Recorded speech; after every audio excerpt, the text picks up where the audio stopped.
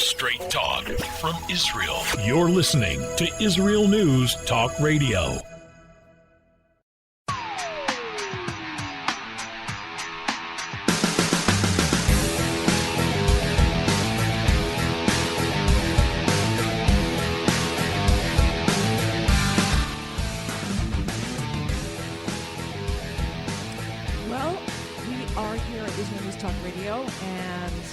We're going to be talking today about the ICC, the International Criminal Court, and the items that they're trying to hang on Israel as war crimes. That's right.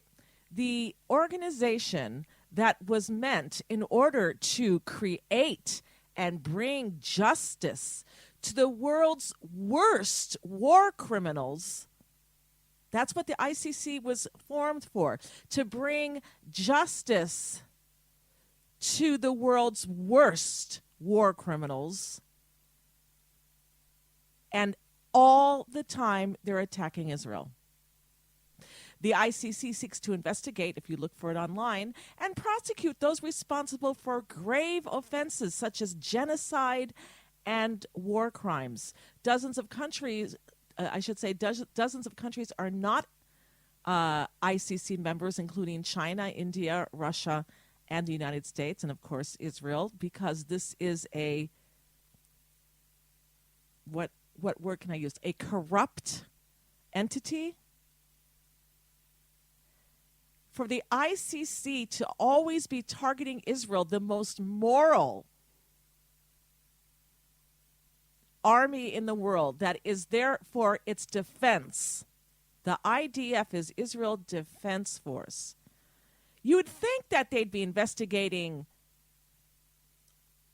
North Korea, Iran, the Palestinian Authority, which is the PLO, where all the PLO terrorists are.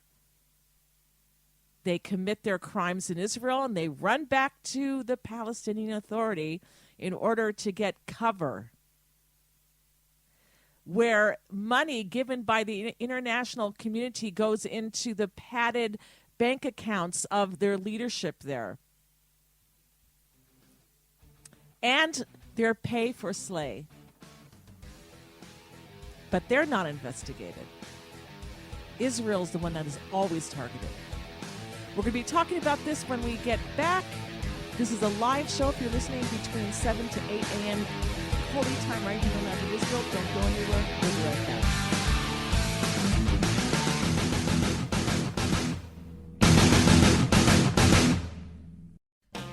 How did a nice Jewish girl from Delaware end up living in Israel? Shalom, I'm Natalie Sapinski. Join me on my show, Returning Home.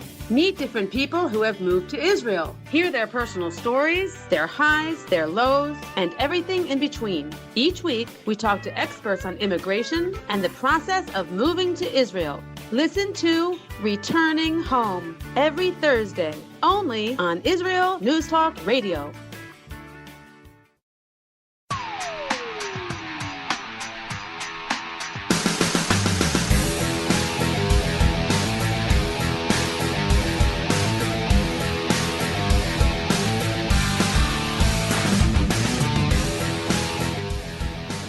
We are back here at the Tamar and Yonah Show on IsraelNewsTalkRadio.com.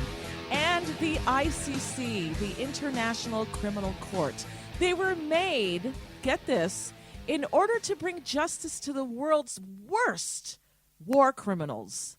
And who do they target all the time?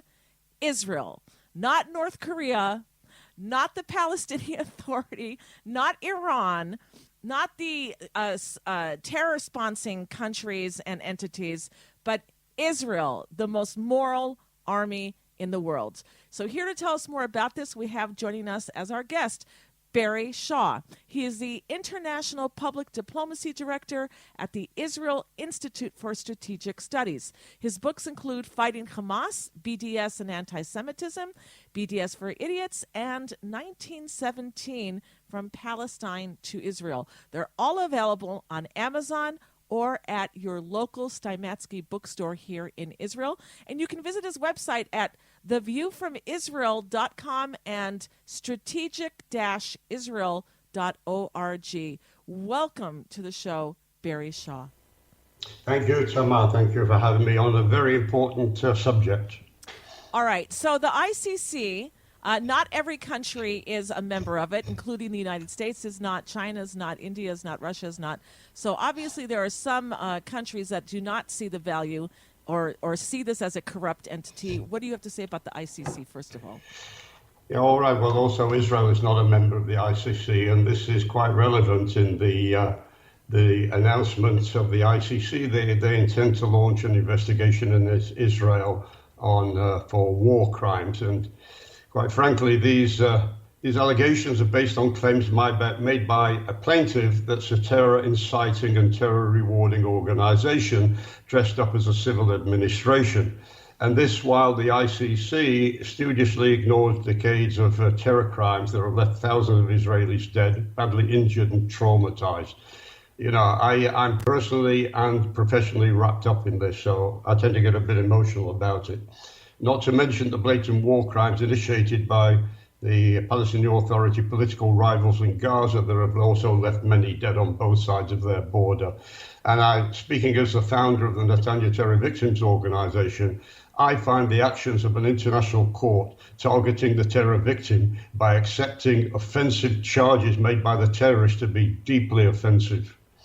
You know, Tamar, our terror victims have yet to have their day in court, and it's obscene that the terrorist is granting the willing ear of the International Criminal Court before any consideration has been given to the victims of the decades-old terror aggression. Now, I'm in the middle of doing a series of very important video interviews. I have people like Penina Sharvit, who was the legislator in the Attorney General office that investigated and advised Israel and the IDF on the lawfare and the rules of war. I have Maurice Hirsch, who was a military prosecutor in the Shtachim. I even have Colonel Richard Kemp, who was a commander of the British Army, who has studied lawfare and studied the behavior of the IDF in its battles against terror. And these I'll be putting up on YouTube and on my social media pages. So if anybody who wants to see these when they get released later this week, they can contact me. They can follow you on Facebook. But, Barry, I just wanted to remind our listeners that I'll never forget the time when the Arabs branded us as racist because our IDF soldiers didn't rape the Arab women. Crazy stuff. They were upset that they said because we're racist, not because we raise our boys and sons to be respectful of women, to be not to do war crimes and things like that, but that we're racist. Go ahead. We degrade women by not raping them. I understand. Yeah, but basically the ICC charges Tamar are threefold. One is that Jews choosing to build their homes in our ancient homeland, particularly in Judea and Samaria and Jerusalem, is considered a war crime.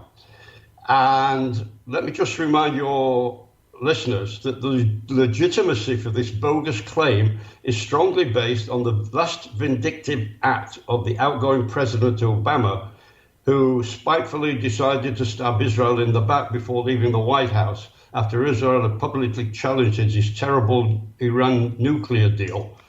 You know, the one that allowed the Islamic Republic to enhance its uranium enrichment while spreading its threat throughout the Middle East up to our borders here in Israel. It must be added, by the way, that then Vice President Biden actively supported Obama in executing the infamous United Nations Security Council Resolution 2334 that formulated the notion that an Israeli president in our ancient homeland is illegal occupation. And now this is part of what I call the scattershot attempt of the International Criminal Court to throw bullets in various directions, hoping that one of them hit us and wound us, and therefore the ICC can accuse us of committing war crimes. So a Jew living in Ariel or someplace like that is basically a war criminal.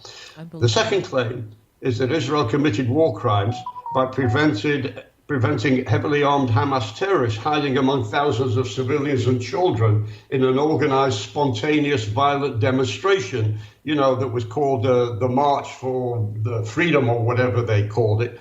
They were attempting to breach our border fence in order to reach our local villages, very short distance from the border, to kill or capture Israeli civilians and soldiers and drag them back over to their side of the border. This, apparently, is not considered a war crime by the International Criminal Court. Or hiding their missiles in hospitals and schools. We'll get to the serious stuff later on, okay? Because, again, as you're hinting here, Tamar, the third charge ignores the massive and decades-long rocket fire by Hamas into Israeli civilian areas. Instead, when IDF entered Gaza to seek out the rockets and, in fact, the terror attack tunnels, the International Criminal Court took up the fake claims of war crimes against us based on accusations brought to us by the terror-promoting Palestinian Authority. And basically, in the time I've got before the end of your first segment, to put this into perspective, prior to Israel launching Operation Protective Edge on the 8th of July 2014, Hamas had fired 450 rockets into Israel since the start of that year. And these rockets were capable, as you and I experienced when we were here, of reaching Israel's largest cities and endangering 3.5 million lives here. And prior to Operation Protective Edge, Israel assessed that Hamas had an arsenal of over 10,000 rockets.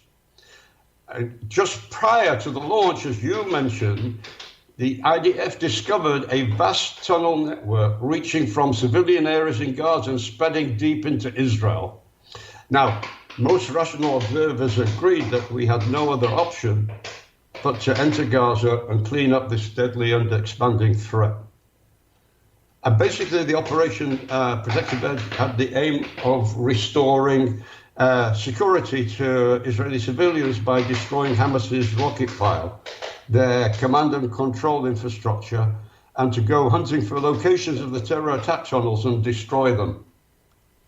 So the actual IDF excavation of tunnels took place in part two of Operation Protective Edge, and resulted in we seized tons of Hamas supplies, as well as discovered of a massive attack that was planned for southern Israel on the Jewish New Year of September 2014. They planned to send terrorists through more than 30 tunnels uncovered by the Israeli troops into 6 southern Israeli communities, and the plan was to kill and capture as many Israelis as possible. This was being planned, and if we hadn't gone into Gaza and we'd been unaware of this, the results would have been absolutely terrible, awful. And during Operation Protective Edge, IDF neutralized 32 terror tunnels during this phase of the operation, 14 of which had exits into Israel. Barry, I want to ask you, and maybe you'll have more time after the break to answer these questions, but who exactly in the ICC decides which countries or entities they're going to target? And second of all, what power does the ICC really have, actually have? Because I know that some Israelis have been afraid to travel outside of Israel because they might be arrested for war crimes, etc. There's been a concern about this even with our politicians who are not active soldiers, but they're being targeted as people who have done war crimes. So we only have like about 30 seconds left in the segment. Maybe you just want to tease to your answer. Okay, just before, if we've got 30 seconds, I just want your listeners to realize that that during this operation, listen to this, over 4,300 rockets were fired at Israel during Operation Protective Edge. I want your listeners to realize, wherever you're sitting, wherever you're listening, that if your country had to go to war against a terror army, and during the war, over 4,000, nearly 5,000 rockets were fired at your civilian centers during that time. Can you imagine what this would do? IDF actually targeted more than 5,000 terror attacks in Gaza Strip. This is what Israel had to do, and yet we're the ones that are being accused of being war criminals. Yes. This is just a corrupt entity, as I said. All right, so when we get back, I want to ask you those questions that I had said. Right. How do they choose which places to target? And second of all, what actual power do they have, and why are some Israelis very concerned about this, that they're even afraid to travel outside of Israel, that they might be arrested? We're going to be right back, everybody. Don't go away.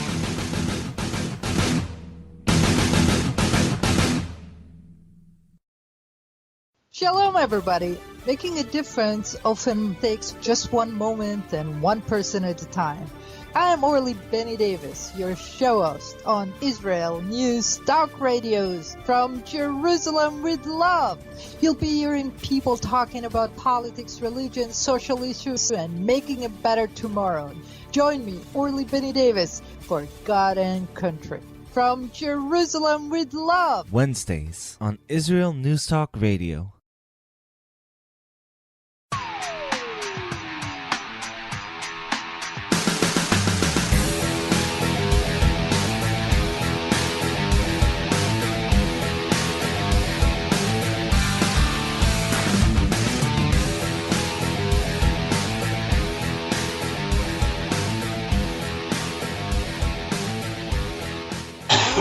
Back at the Tamar Yonah show here on Israel News Talk Radio, and our guest is Barry Shaw. Barry is talking to us about the ICC, the International Criminal Court, and how it's always targeting Israel and what they're trying to hang on Israel this time around. Now, Barry, in the last segment, I was asking you about the real power that they have. Now, there are some Israelis that are frightened to leave the country, even if they're not soldiers, because even our politicians, they label as a person of war crimes, and there's been a very big concern about this. So what power does the ICC really have? Yeah, well, they do have a power, because if the charges of war crimes stick, then they can begin to target certain Israeli individuals for actually being the war criminals, and can even order them having arrested. Some of the people that may be targeted, if you get to that stage, would be the Israeli Prime Minister Benjamin Netanyahu, Benny Gantz, who was Minister of Defense, also people like Moshe Yaalon. These are the sort of people. And don't forget, this has happened in the past, where certain politicians and other people in the past, after the Goldstone report, were even targeted with what's called civilian arrest, particularly in London. Tzipi Livni, for instance, was advised not to go to London because the police may be there to arrest her based on what's called civil arrest. And a former general who wanted to go to London to do some fundraising for autistic children, Almond, was also, he was on the plane, and he was advised by the Israeli embassy in London not to get off the plane because there was an arrest warrant waiting for him at Heathrow Airport if he debarked the plane. So he stayed on the plane and went back. So these threats are very real. And you asked about, how is it that the ICC seems to be deliberately trying to target Israel? Part of this is the work of a lady called Fatal Bensouda, who is a special prosecutor of the ICC, who has been very ebullient in taking up the allegations made to her, given to her by a member of the ICC, the Palestinian Authority, who she considers a state. The fact that the Palestine cannot be defined in any international diplomatic terms as a functioning state. And yet the ICC do consider the Palestinian Authority as a state, and therefore a member of the ICC can legitimately place charges of, for instance, war crimes. And here we have the Palestinian authorities targeting Israel and Fatah Bensouda taking up the case on their behalf. Now, let me give you one example of the hypocrisy, where the Palestinian Authority and Mahmoud Abbas says he represents the Palestinian people. But however, he seems to forget, for instance, that Assad of Syria barrel bombed his own civilians, using sometimes chemical weapons, which that in itself is a war crime.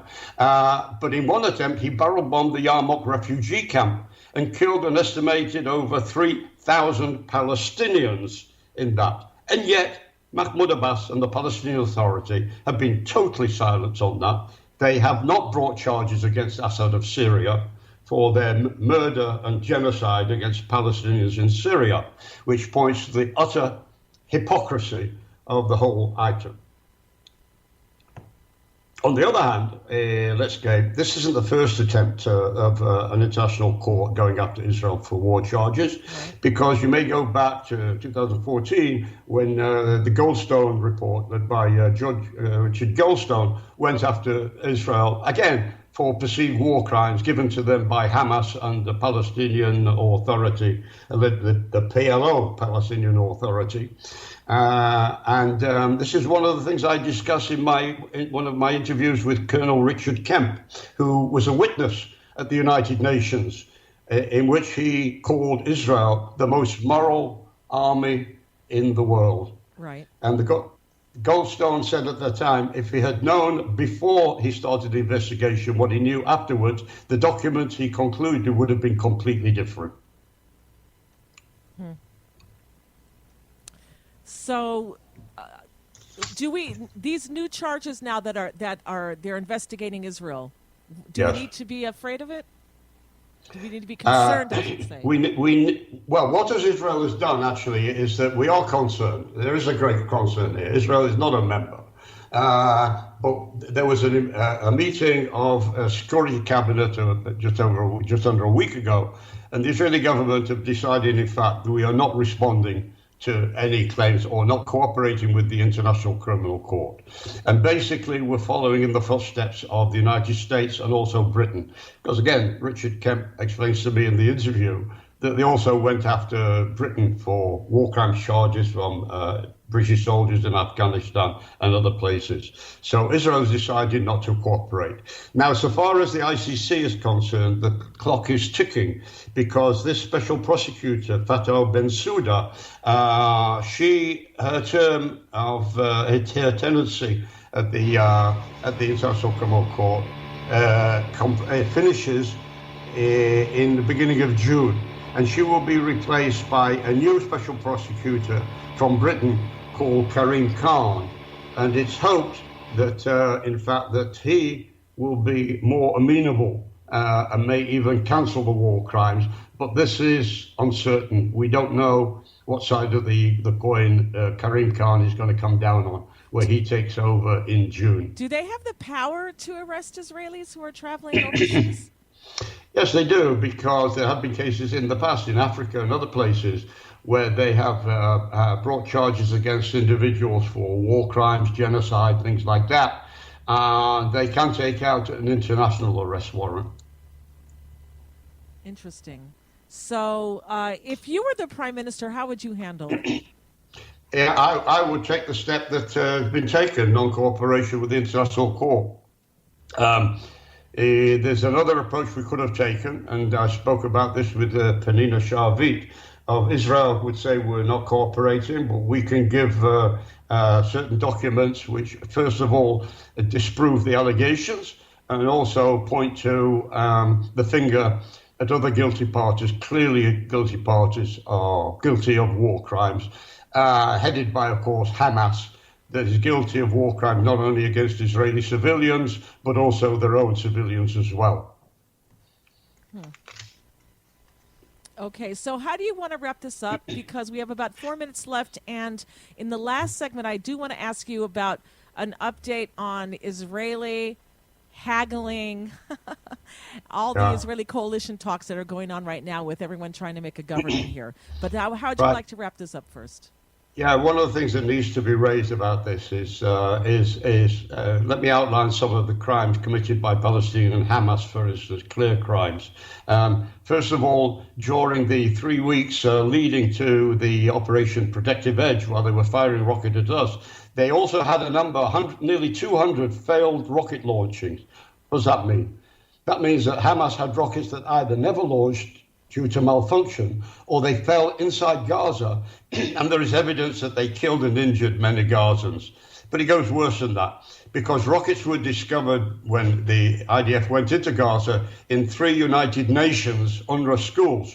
And according to an official ID report, throughout Operation Protective Edge, Hamas used United Nations facilities, schools, graveyards, mosques, power plants, and other civilian areas in order to launch rockets and launch their attack against our IDF forces. And perhaps the most egregious one, Tamar, is among the civilian sites was Wafa Hospital, that they requisitioned as a command and control center. And they also had some of the top Hamas personnel hiding and sleeping in the basement as well. And this is a war crime, but it's never not mentioned in the ICC list of war crimes, to use a hospital as a rocket launch site and as a command center. Also, we have photographic evidence, and if you can search the IDF website, you can see actually firefights going on from hospital windows against IDF soldiers outside. And what Israel had to do is we had to convey warnings to the hospital and the hospital staff by phone, asking them to make sure that any Hamas officials and rockets and terrorists are vacated and vacate the hospital. Israel appealed to international organizations, including the World Health Organization, requesting that they act in order to stop the hospital from being used for military purposes by a Hamas terror group. Right. This is how far it goes. How the part of the extent that Israel went to prevent civilian casualties was enormous. No other army of the world has done that. 100,000 leaflets dropped by air. We even had this process of what we call knock on the roof, in which we sent down warnings by phone, and then also, just to make sure any targeted building didn't have any civilians, we launched a dud shell on the roof, and then we, before doing it, to allow time for the people to leave. No other army goes to this sort of extent, and yet it's the Israeli army, rather than the Palestinians, that are being accused of war crimes. Right. It's ridiculous. Absolutely hypocritical and unjust. Absolutely. All right, so we have to go to another break right now. When we get back, I want to steer the subject now to more domestic matters here, and that's with Israel's gone through its 4th election within 2 years around, and they're still now negotiating, trying to come up with a coalition. Bibi was given the okay, the green light from the president of Israel to be the first one to try to form a government, and this is what's happening right now. Who's going to be in this government? Are they going to succeed in making a coalition? Bennett wants to be the prime minister. They're talking about rotation, et cetera, et cetera. When we get back, we'll find out more about this. We're going to be right back.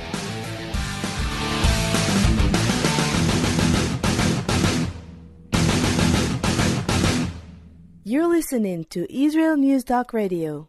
This is Shai Ben-Tekoa, and each week I'll be webcasting to you from Judea, origin of the word Jew, a people besieged and beleaguered in every generation. Nazi Germany's but a memory, but in its place the world invented the phantom Palestinians as this generation's internationally authorized Jew killers. Tune in for a different slant on life in Israel, Phantom Nation, every Monday. Hi, I'm Rabbi David Aaron. The soul basics are the most profound, the most essential, and yet often the most neglected in our education. Join me for Soul Talk on Israel's News Talk Radio and discover the secrets to love, spiritual growth, and personal power.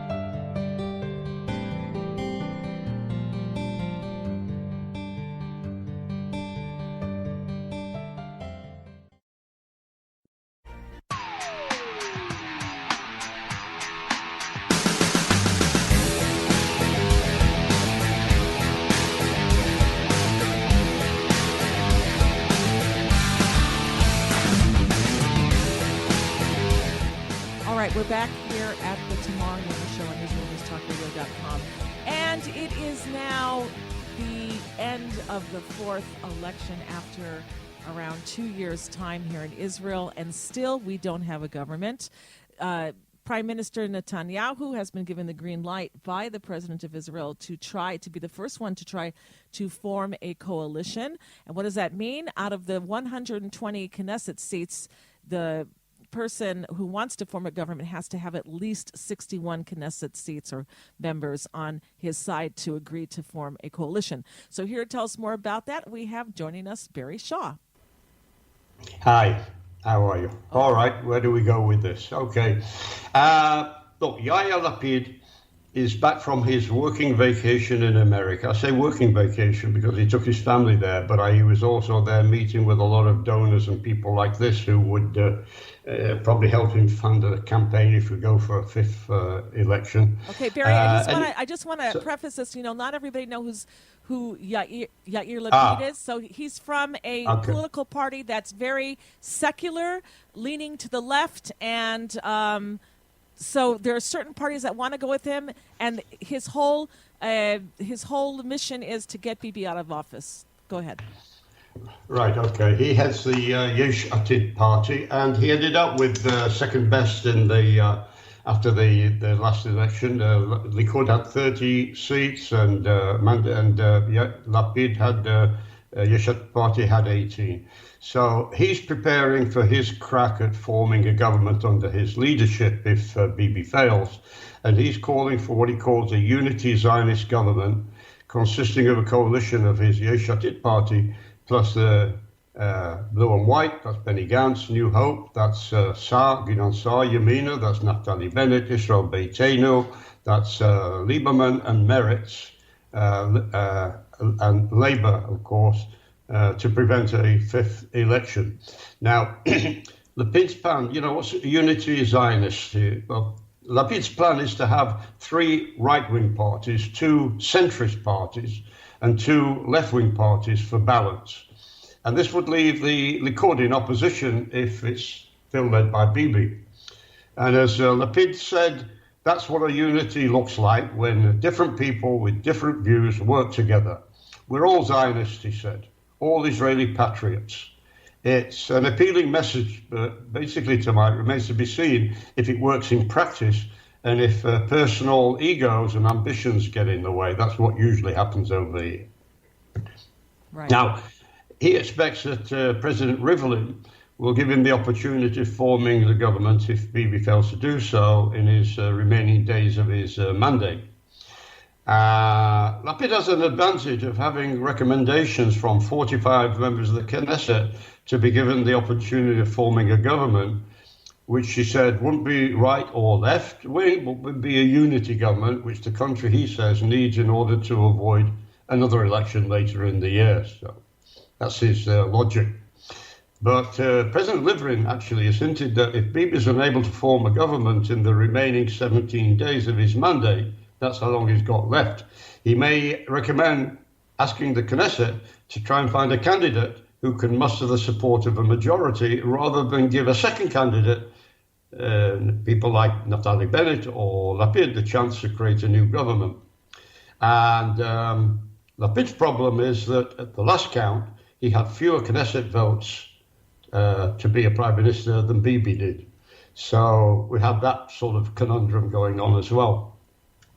Now, the other thing that Lapid may have in his favor is that while he's been in America, Bibi is trying to schmooze up Naftali Bennett by, we don't know exactly what's going on behind closed doors, by making certain things that might appeal to him and his party. People like, it's been said that Ayelet Shaked, there's a deputy in his Yamina party, may be offered the foreign ministry. Naftali Bennett may be offered a rotational prime ministership and maybe the defense minister.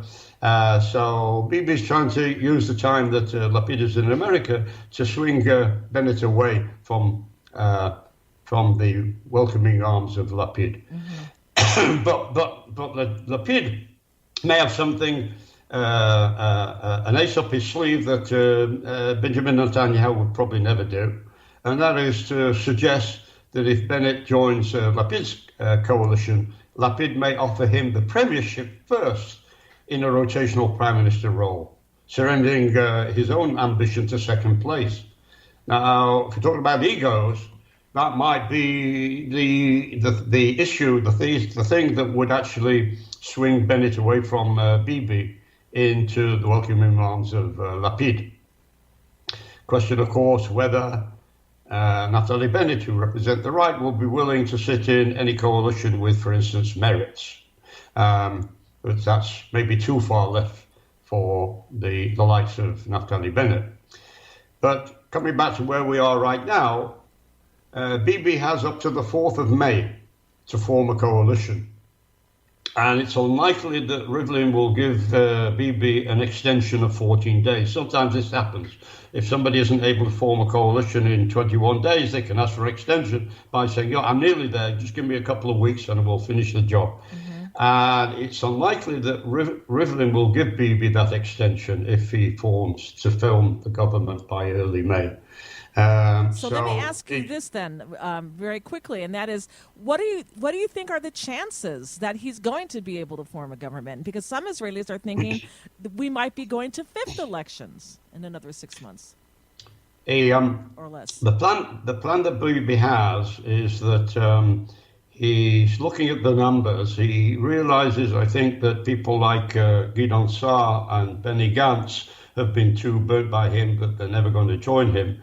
But he thinks he can get the religious parties, the religious Zionists, Naftali Bennett together, and to swing him over to the 61. Benjamin Netanyahu is working on a plan that the Islamist party of Ram would not join his government, but from the outside tell the President Rivlin that they would support this Bibi government, although they would be outside, they would give him the support. So although the Bibi government would have less than the 61 requirement majority with the 5 seats that Ram has, that would take him over the threshold to 61 seats. As an outsider, I'm not sure whether that would hang, but that's the general idea. The only problem he's got, Bibi, and this is a spoiler, the spoiler is a guy called Bezalel Smotrich of the Religious Zionist Party. Right. He absolutely needs him in the government together with Bennett, and Bennett would like to see a right-wing government. But Smotrich has absolutely refused to sit in a Bibi-led government with Ram, the Islamic Party, taking any influence over that government at all. And he has said, even, very recently, as yesterday, that he would prefer Smotrich to go to a 5th election rather than sit in a government with Ram or by the grace of Ram, if you want to put it that way. So this is still the issue that's in the air right now. The thing to watch, by the way, Tamar, is that today, Monday, is the Israeli Knesset meeting to form what is known as an arrangement committee. This arrangement committee sets the legislative agenda for the Knesset, and it should be interesting to see if Naftali Bennett votes for the Likud, who are pushing for this arrangement, or the opposition. Because the way that Naftali Bennett swings on this vote may indicate which way Naftali Bennett is heading, whether it's going to be with a Bibi in a Likud-led government, or whether he's going to hold his horses and wait to see what further he can horse trade with Yair Lapid later this week. So in the next 30 seconds, how would you sum everything up? It's all in the air right now. I think Naftali Bennett may keep his cards close to his chest.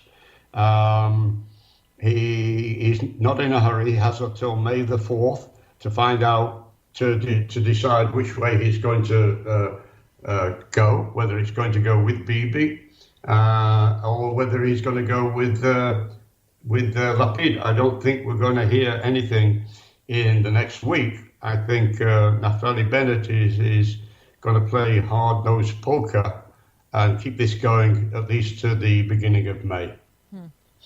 Interesting. Or not. Somebody wrote me and asked me, what do you think about the elections, what's going on? And I said to them, I'm not even following it this time because it's just the same horse, dealing, And until something, comes up, then I'll take more of a notice to it. But right now, it's just like the same old, same old. Anything can happen. We've been there, done that 4 times already. And that's just my opinion. And sadly, it's the opinion of many Israelis today. We yawn when we think about the after elections. And the sad thing is that while we're in this state of chaos right now, things are going on externally to do with Iran, to do with the Biden administration now going back on some of the things that Trump had established and giving the Palestinian Authority hundreds of millions of dollars. And we seem to be out of control. Certainly does. All right. Well, thank you for coming on the show, Barry Shaw. And thank you, everyone, for being with us. Thank you for having me. I hope I'm not confused your listeners, but there's a conundrum here. Same old, same old. Thanks, everybody, for being with us. My pleasure. Thank you.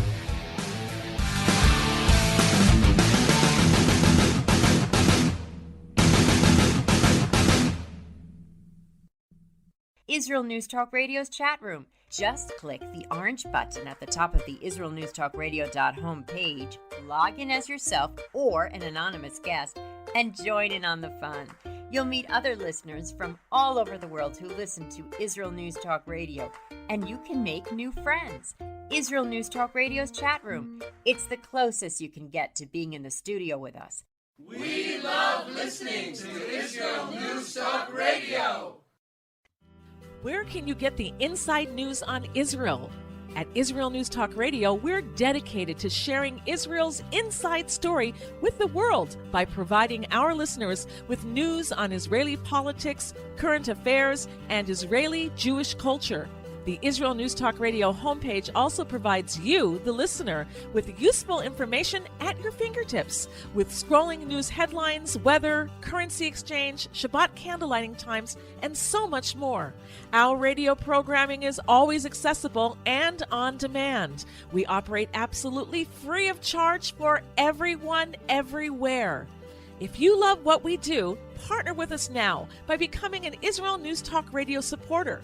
With your support, you'll be inscribed on our Israel News Talk Radio Wall of Fame. There's nothing like us in the world. Be part of something great. Israel News Talk Radio. Straight talk from Israel. If you love Israel News Talk Radio, then you'll love our Facebook page. We keep you up to date on what's happening in Israel, plus little surprise treasures that we don't share on the radio. Go now to follow us on Facebook. Just look for the Israel News Talk Radio Facebook page, and don't forget to subscribe and follow us by clicking on the like button. We post great stuff there that you'll want to share. Israel News Talk Radio on Facebook and Israel News Radio on Twitter. News, opinion, and more. You're listening to Israel News Talk Radio.